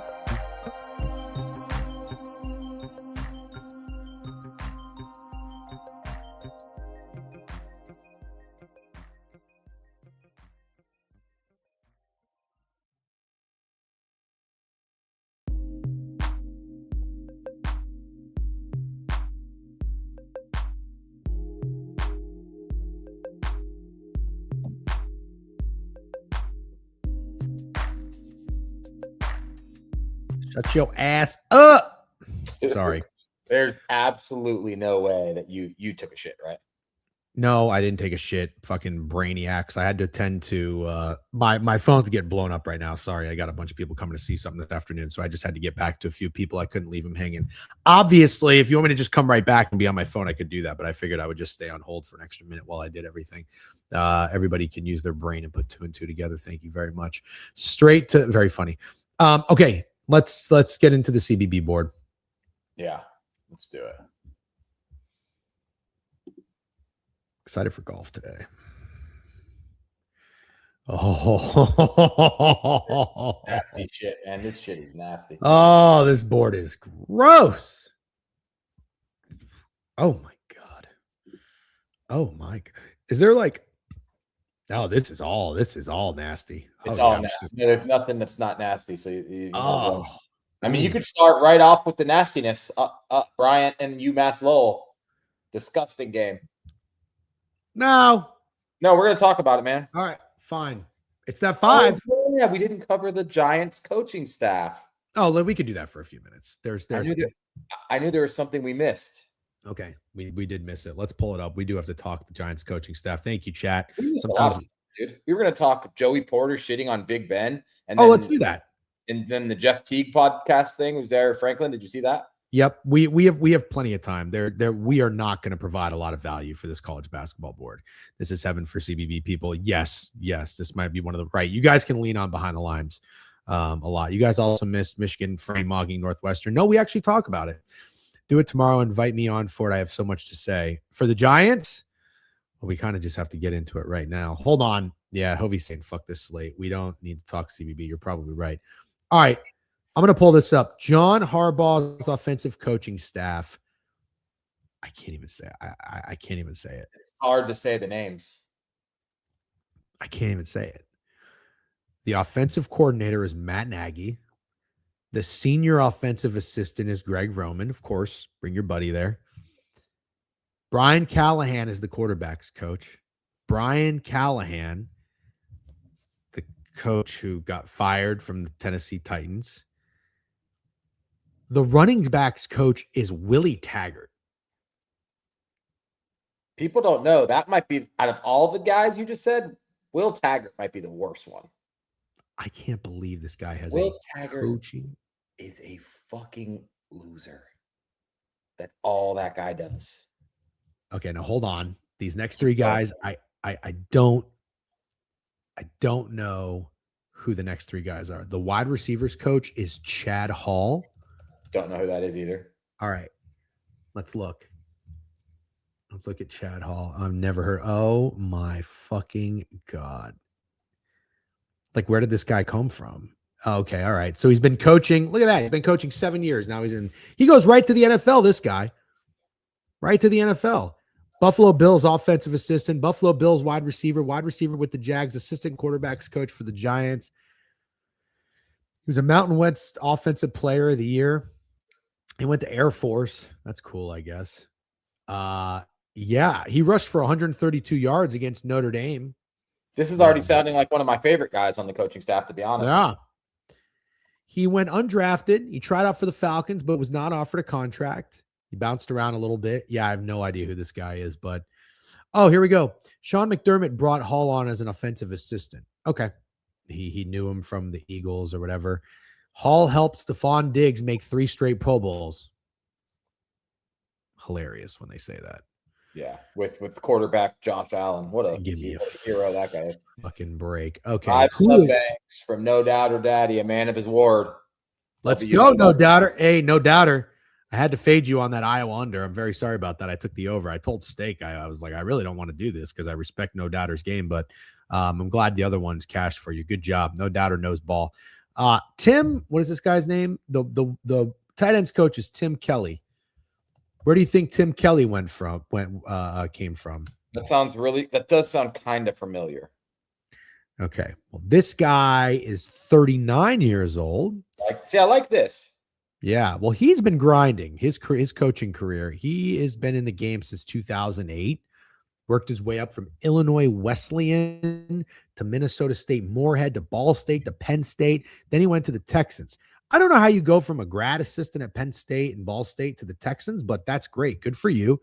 You put in the dirty work for a couple years. He's with the Texans for 7 years. But then this is where it all makes a lot more sense. He was a passing game coordinator and an offensive coordinator with the Titans. I think that's when Brian Callahan was there. And then he was the tight ends coach for the New York Giants, and he became their interim offensive coordinator. So that one he kind of promoted from within. And then Mike Bloomgren. Where did Mike Bloomgren come from? Let's see. This guy. Wow, he's been coaching since 1999. He was at Alabama, grinded for quite a bit. And then he went from Rice. He was the head coach of Rice for 6 years. Then he went and coached the O-line for the Browns for 1 year. Now he's the offensive line coach for the Giants. So I don't know. Whatever an all-star staff is, this feels like the opposite. Steak, do you agree? Oh, I think it might be the worst coaching staff in the NFL. And I'm incredibly disappointed in what Harbaugh put together as a Giants guy. Like, I liked the Giants last year. It didn't work out, but they were fairly competitive. They lost some heartbreaking games to the Cowboys, to the Broncos. Could have squeaked over that win total. Doesn't matter. I'm not making excuses. I'm just saying I like the pieces that the Giants have. I think they're going to get another really good player in this year's draft, and I think they're going to be moving forward with Jackson Dart. I think they have plenty of guys in the defense. I think Wan'Dale Robinson has proved he could be a decent wide receiver too. It just sucks that Neighbors got injured and he had to be wide receiver 1 because he's not that guy. But I like the Giants. I hate this coaching staff. This is like everything I hate about putting together a coaching staff. It's like, let me get as many loser failures as I can on the squad just because they used to coach in the NFL and they're my buddies. So I got to have loser ass Matt Nagy and loser Greg Roman and all these guys that are just failures everywhere. Willie Taggart is crazy. Willie Taggart shouldn't be around your football team. I wouldn't want Willie Taggart around my high school football team. He is just such a loser. Someone in the chat mentioned it. He's still getting paid by Florida State. He was abysmal there. The things he did to set back FSU are just crazy. I can't believe he's coaching in the NFL. That's an awful coaching staff, and for that reason, I'm completely out of the New York Giants. Yeah, I have to agree. It sucks. I wanted to buy into this team. I really liked the product that they put out on the field. And, you know, their offense or their GM has been kind of a schmuck and whiffed in a lot of ways. Some of the guys that they got, man, they look promising and the future seems bright on the field, but holy shit, this coaching staff is awful, especially when you have a bunch of fun young guys. Like, could you imagine Jackson Dart, Malik Neighbors, and Cam Scatterbo having any sort of relation or anything in common with like Matt Nagy? And I know Harbaugh is like a serious guy, and that's great, but he's an older dude. Like, this is not a fit. This feels like corporate America trying to mesh with like a cool hip startup. That's exactly, to me, what the coaching staff is, what the New York Giants did. And I think they fucked it all up. By the way, this is crazy. I'm looking at Matt Nagy's ladder that he's climbed. How does this guy go from coaching high school football in Pennsylvania, not even a head coach, he's a quarterback's coach, then he's an offensive coordinator, then he coaches with the Eagles? How does that happen? Never in my life have I heard of that happening. You go from offensive coordinator at Paul Maria area high school to a coaching intern for the Eagles, a coaching assistant, and a offensive quality control. Then you're the quarterback's coach for the Chiefs. Make it make sense. Crazy. Yeah. Are we really buying then Rav's birthday? Do I have to keep falling for this? Comparing That's on you if you keep doing that. The official book it thing said it. I have to believe him. I think it's really Rav's birthday, dude. All right. How about this? You can wait to say happy birthday to Rav when you see it on a more credible source. I just told you I saw it on a credible source. I thought you were talking about this comment. No, I was talking about the Book It Sports comment. Which one is that? How about this? You don't tell me when or I can or cannot say happy birthday to Rav. Well, how about this? Don't fucking ask me.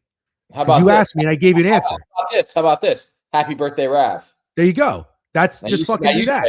Now you say it. Happy birthday, Rav. Thank you. All right, there we go. Rav turns 21 today. Yes. Snowman, stop with the outing to not listening to Snowman. No, and I'm not really on TikTok very often. I already told you, I have no idea when you're streaming and when you're not streaming. I don't. It's too confusing. I'm a snowmaniac. No, that's all that matters. I'm a snowmaniac, dude. I'm a snowmaniac too. You didn't listen to a streamer hear his rant about the Giants. Snow. I don't know what we'll call you. A snow acquaintance.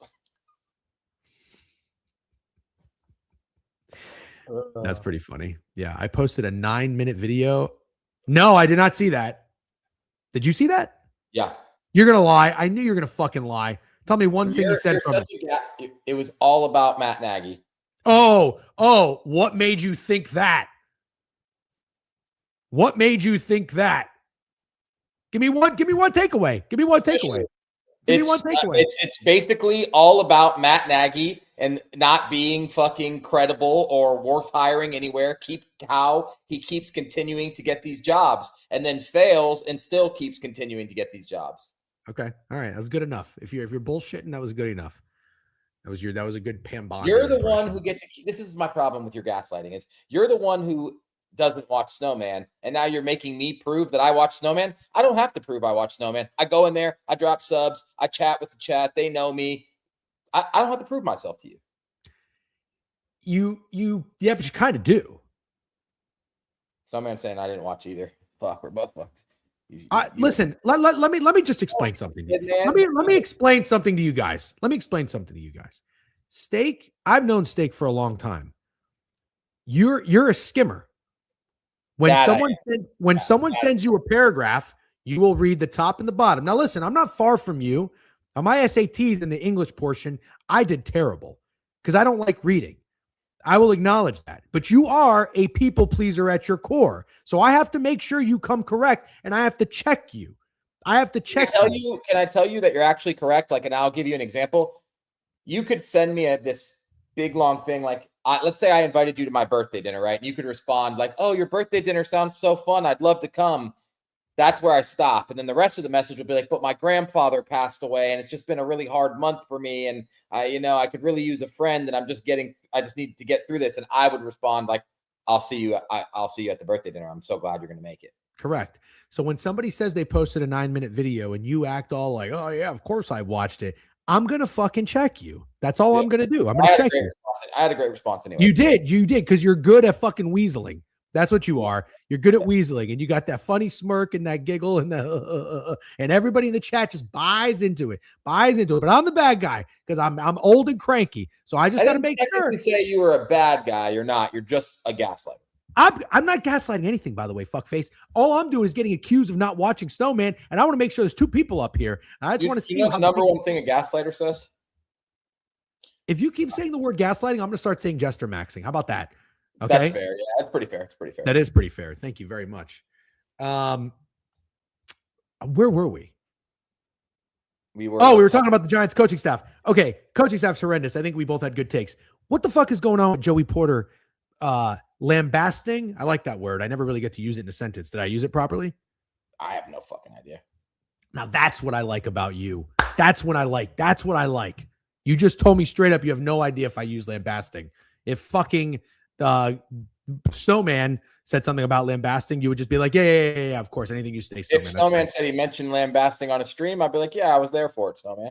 A harsh criticism. I fucking nailed. Lambasting on your dome piece. Anyways, who lambasted who? Joey Porter lambasted Big Ben on this podcast. And you got other people, you have other Steelers players commenting on this podcast like he's right. I'm just curious. Rav's a Steelers fan. Now it's your birthday. Sorry to shit on it and tell you that your boy Big Ben apparently is not even just an alleged R word, but now he's a bad teammate. I was kind of surprised by this, but now I kind of see it.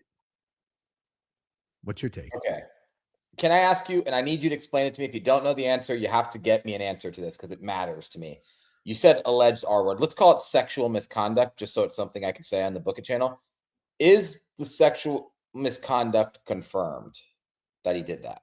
I have no idea. I don't know the details. You don't know if he was charged, if it was... I really don't. No, I was kind of young. I just knew something happened. And back then, I didn't really pay attention to... I was like you. I was just like a headline grabber. Okay, because I listened to the Joey Porter thing, and the first thing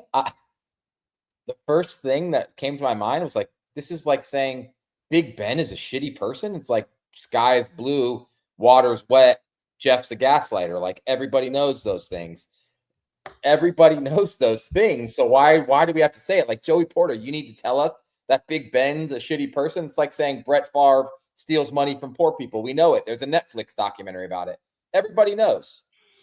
No, I push back. I'm going to mog frame you a little bit. It's not just that he's a shitty person. There's difference. There's a difference of being a shitty person and a shitty teammate.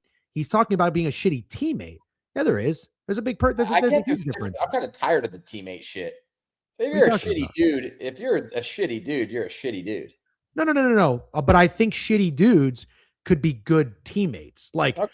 because all you do is live to play the sport. And when you get in the locker room, Aaron Hernandez was a surprisingly good teammate. Sure. Yeah. So that's kind of where I think Joey Porter was almost basically extending. This was an extension to, hey, guess what, guys? Not only was Big Ben a shitty person, he was even a shitty teammate, because all of us probably would have been like, well, at least Big Ben has to be a great teammate, right? Wrong. Yeah. I think that's kind of interesting. Also, apparently Russell Wilson, kind of a shitty teammate. It's just not surprising. Russell Wilson is the worst. Come on, to you and I, he's the pits. To you and I.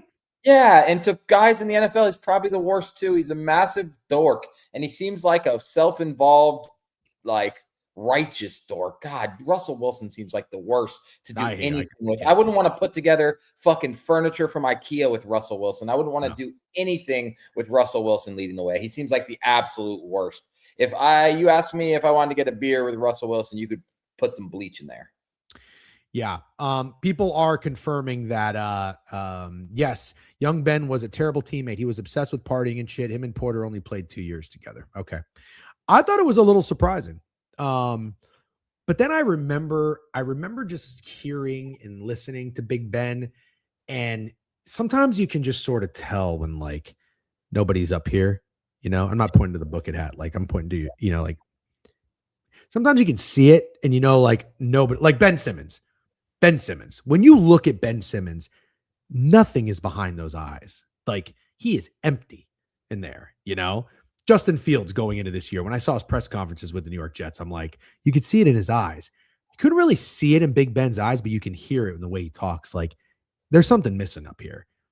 So now that Joey Porter said that, I'm like, yeah, you know what? I could see it. But at first I was a little surprised. You know what my comp for Big Ben would be? It's like if you gave God Blake Bortles and you said, make him amazing at football. And then you get Big Ben. I think that's unfair to Blake Bortles. Really? I feel like when you talk about somebody when there's nothing up there, there's not much. Oh, okay, but hold on. Big difference. Blake Bortles doesn't hide it. I don't think Blake Bortles can hide it. Well, yeah, but like Ben doesn't lean into kind of being like a average Joe idiot in the sense that Blake Bortles does. Blake Bortles has that infamous quote when he was talking to that reporter. Yeah, ripping six. Yeah, if you weren't playing football, what would you do? He's like, probably ripping cigs, working construction. Yeah, like I feel like if like Big Ben had an answer like that, he would probably try to take like the high road on something like, oh, I don't know, I'd be coaching or try to help kids like improve their throwing motions or something.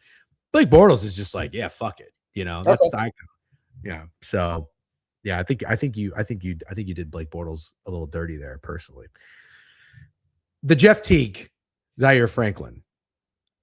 I don't know if anybody watched this, and we're not good at pulling up clips, so we can't. But just to kind of paraphrase, summarize, Jeff Teague, by the way, has he went at LeBron a little bit, which I kind of like that.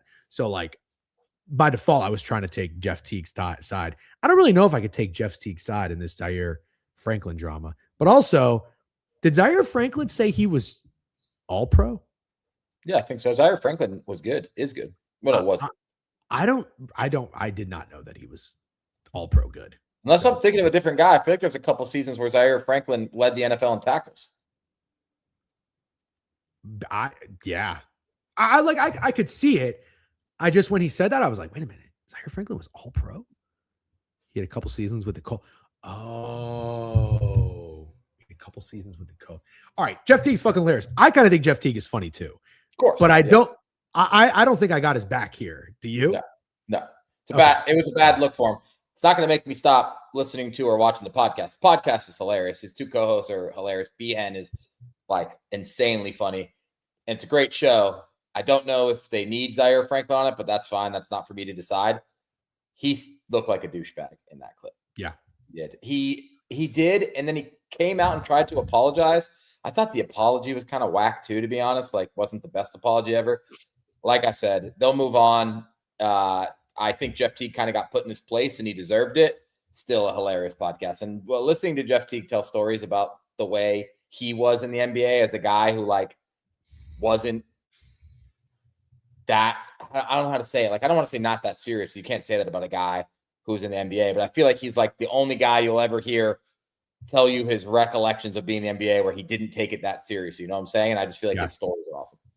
Yeah. By the way, Kiko140 with a new follow, CW1BBZ with a new follow, ATX0719 with a new follow. Welcome to the Boogin Sports Twitch channel. I don't know if anybody's subscribing in YouTube. We don't see that, but we're here 10 a.m. to noon Eastern time every weekday. Then you got Behind the Lines at 12:30 Eastern and the Yap at 2 p.m. I don't know what they do at night, actually. I think they probably do streaming or maybe play some video games. Not Sweats. Yeah. Sweats are cool. I've never really gotten into the video game thing, but I'm sure young kids love that shit. Steak, have you read the book Don't Put Me In, Coach? It's very similar vibes from the last guy on the bench of the OSU Final Four team. Yeah, no, Steak, no. The only book I've ever read is One Fish, Two Fish, or yeah. I told you, Steak does it. He's a skimmer. He'll read the first page and the last page. But hey, I'm not the biggest book reader either, so I can't shit on anybody for that. Big doctor. Yeah. Anyways, Teague's thing is kind of fucking around. Some guys can't take it. Yeah, true. Yep. Yeah, but that shit was, I think personally, and I don't care about anything, I thought it went over the level of disrespect that. I agree. I didn't like it. I didn't like it. And I think I'm a Jeff Teague guy. Okay. Is there anything else that we wanted to talk about before we get to the board? No, now we got to get to the board. Yep. I've read 47 pages in 47 days. Honestly, dude, a page a day, you're doing a book a year. Fast forward, and that's a decent amount of books as far as I'm concerned. Is that a thing though? Or did Risings make that up? Like, is a page a day a thing, like 75 hard? God, I hope not. That's as I just complimented a page a day I could kind of get behind. I think I could do a page a day. All right, I'm gonna do a 180. That's kind of pathetic. One page a day? Yeah. That's a bare minimum. Yeah. This is a thing. 10 pages a day. Too many for me. That's too many pages. Ooh. I got this NFL book. Every day is Sunday. I told my wife, like, when I'm about to start reading, I make an announcement. Like I mean, it's like a big deal. Anybody who's in my area knows I'm about to read. And my goal is 10 pages. And it's kind of like this. I don't know the last time you've actually opened a book and try to read it, but you do cardio and you have ran. When you tell yourself you want to run 2 miles and you check whether it's on the treadmill or Strava and you look and you're at 1.79 miles, that last 0.21 miles feels like forever, you know? There's just no world, number one, where I could read while being on the treadmill. That's not what I'm talking about. Oh, well, what are we talking about? I'm comparing reading 10 pages to running 2 miles. Oh, got it. Yeah, no, I'm not doing it. No, thank you. Okay. So when you tell yourself you're going to run 2 miles and you see you're close, the end feels like forever. When you tell yourself you're going to read 10 pages and you get to page 8, those last 2 pages feels like, do you understand what I'm saying now? Yeah, I kind of skimmed what you were saying, and now that I listen, that's what you do. That's what you fucking now do. That I listen to the whole thing, I will say it makes sense. If I made an announcement to my wife that I was going to start reading like you did, she would start calling my sisters and be like, "You guys probably got to get down here. I don't think he's feeling well." Well, I get laughed at, and I always bring a book when we go on vacation, and it just travels around. It never really usually gets open. But I did 10 pages. I actually made it to 12 pages. I was like, damn, I felt fucking good. You know, try it, Steak. It can be fun. It's not bad. The best part about reading is getting off your phone and not looking at a screen. Not looking at a screen my eyes are killing me. You think about it. You're looking at screens all day. We're looking at a computer screen right now. Then we're on our phone all fucking day. Then we're watching a TV. The best thing about a book is your eyes are like, they got a break from a screen. That's what I like about it. So anyways, let's get to this board. Okay. It's 11:42. The people don't really give too much of a fuck, which is great. We really appreciate that because we are not the guys you want to listen to talk about this, but we're going to do our best. Bryant and UMass Lowell. Anything. So, Bryant, it's so funny. Bryant is 1-12 on the road. That's crazy. That's I crazy. mean, like it is. I don't care what you say. UMass Lowell's not good, but they are 6-3 at home. This is a short line. Short. It is a short line. Short. No doubt or Bryant daddy. is coming off a win. Sorry, go ahead. No, I said it's no doubt or daddy. Like, no doubt it's short. Win against Maine. And that is all I got for that one. It would be Bryant or nothing. Speaking of Maine, they're at home against UMBC. WMBC, they're 3.5-point dogs. They're 6-19 against 14-8 UMBC. That looks a little suspicious, or maybe it's not. Maybe it is. Yeah, that's pretty short as well. UMBC is 8-2 in their last 10. Only 3.5-point favorites against Maine is interesting. The New Jersey Institute of Technology, otherwise known as NJIT, staying without looking. What is the NJIT? Like, what is their name? Yeah. Knights. No. I was going to say good guess, but it's not. No, they're the Highlanders. Never getting there. Yep. New Hampshire, 8-14 against a 13-12 NJIT is favored, 1.5-point favorites. Little interesting there. Maybe a little 7-2 at home. And I will dub it fake sharp. How come teams like NJIT have played 15 road games, but then you got fucking Missouri's out there who are like 1-3 on the road playing 4 road games? That's unfair. Nope. The Highlanders travel, man. The Highlanders travel. Do not let UNH. I will not, Crutch. I would take NJIT or nothing in that one. Kennesaw, -4 against Middle Tennessee. That one sounds like a fun game, but we're going to keep moving. IUPUI, 5.5-point dogs against Northern Kentucky. Northern Kentucky, 15-11. Probably the right number there. We have another team. Dude, no. Go back to Kennesaw. That line. We're not stopping on every game, though. We're not stopping on every game, but Kennesaw, that line's short. They're 10-1 at home. Okay, then call me out whenever you see it then. They are 10-1 at home. They're only 4-point favorites at home against a middle Tennessee team that is 2-8 on the road. Let's look what they've been doing recently.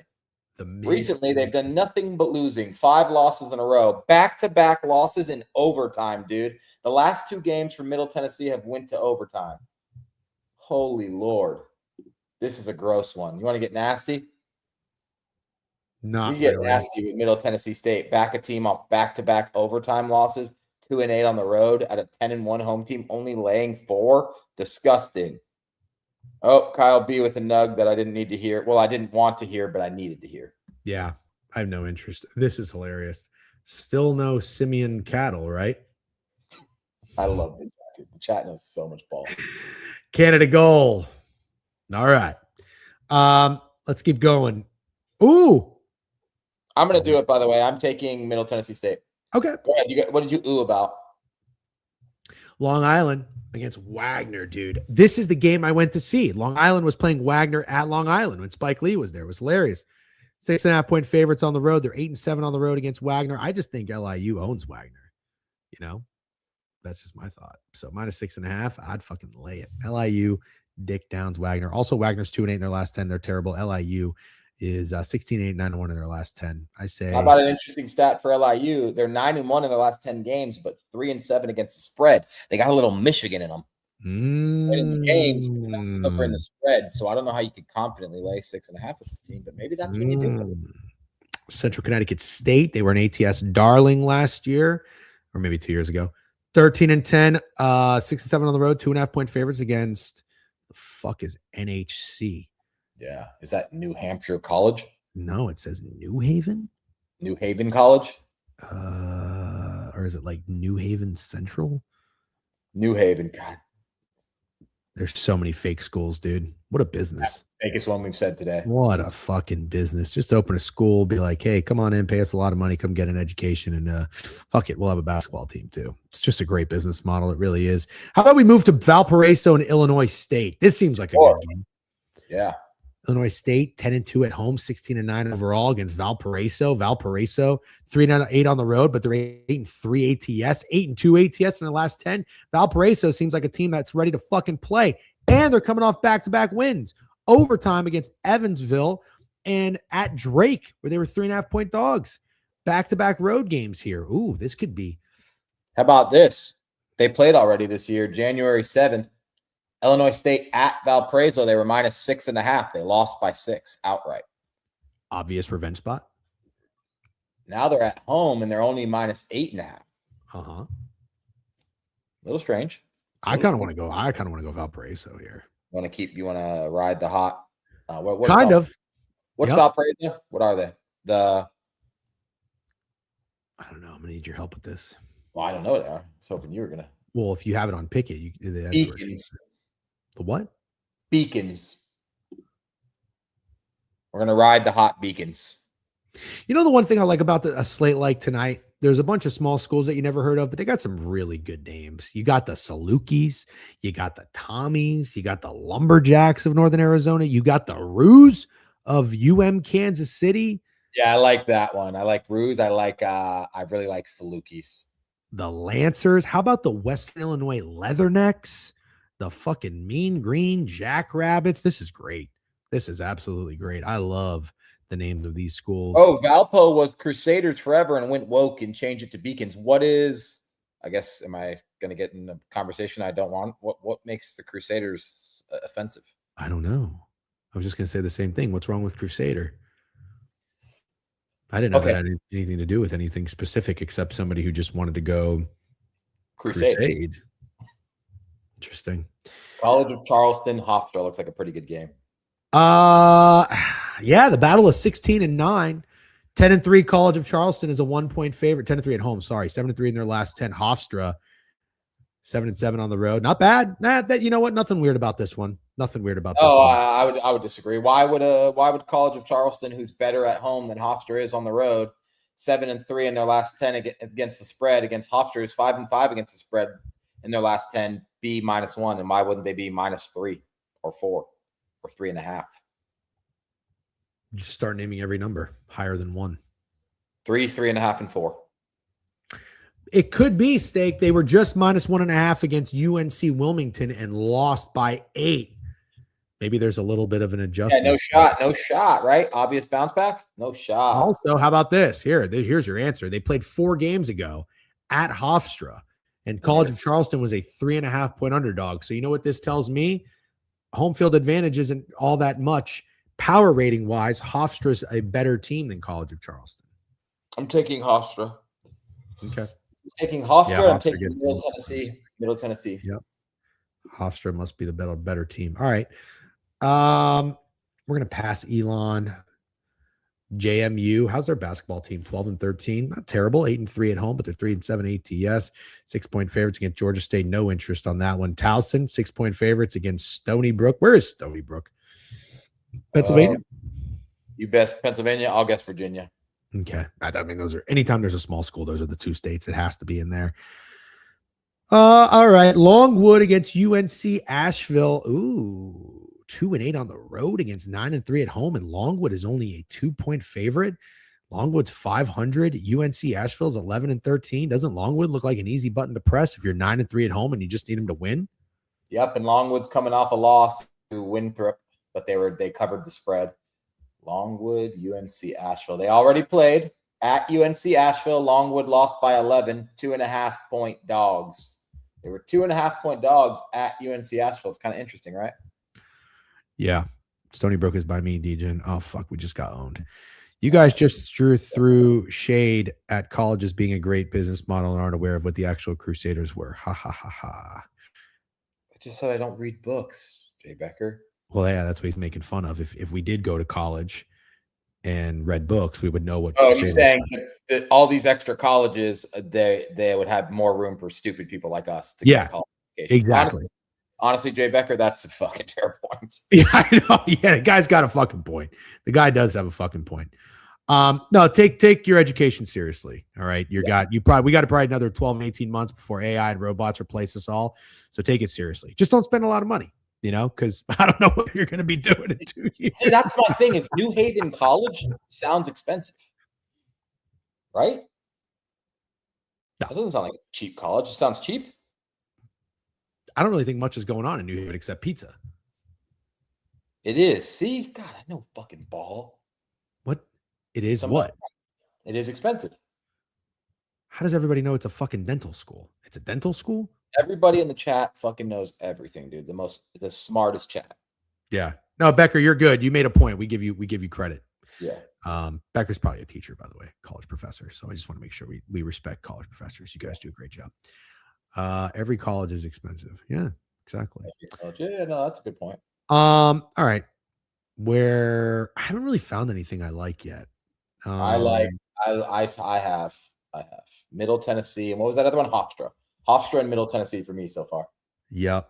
I don't not like your plays. I don't love your plays. Did not ask. No, I know. Yeah. Just thinking out loud here. Marist and Merrimack. Ooh.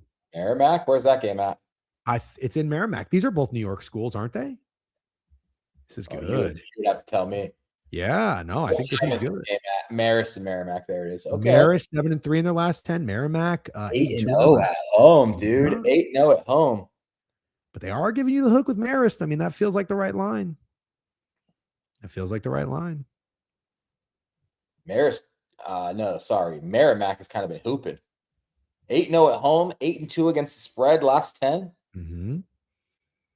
Feels like the right line. Nothing fishy going on there. When you consider the fact that the over-under is 130. Mm-hmm. How much I just looked at Marist totals too, and they're all around that. Yeah. Yep.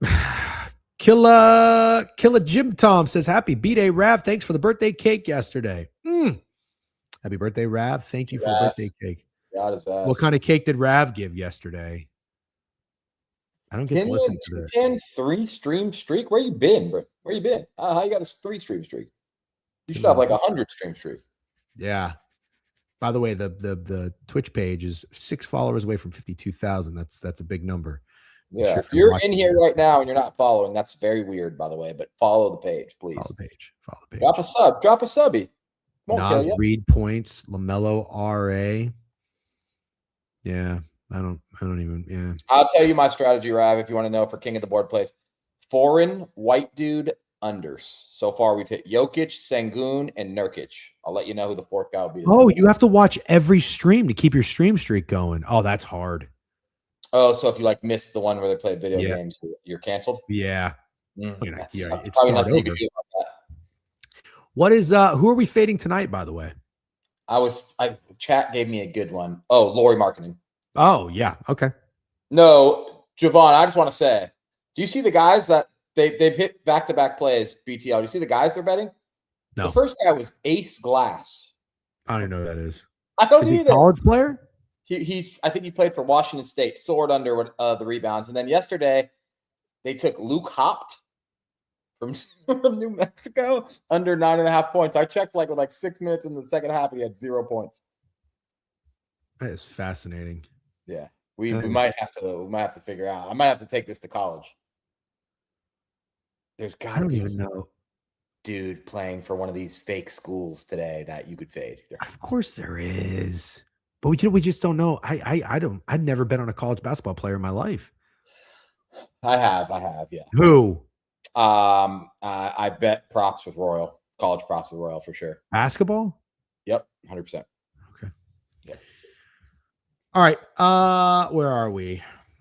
We are Stonehill and Chicago State. Chicago State used to be a fun school to bet on back in my day. Now they're 5-20. They've gone down the shitter along with the dunk contest. There's so many gross games. I'm just trying to find one. Let's find one underdog. I'm trying really hard. Let's find an underdog. I want an underdog. I want a team that's going to come out there and they're going to fucking bite. That's what I want.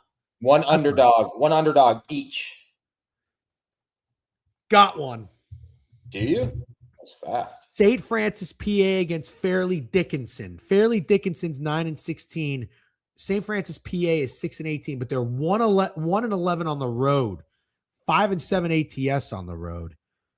Fairleigh Dickinson, 7 points. That line seems short.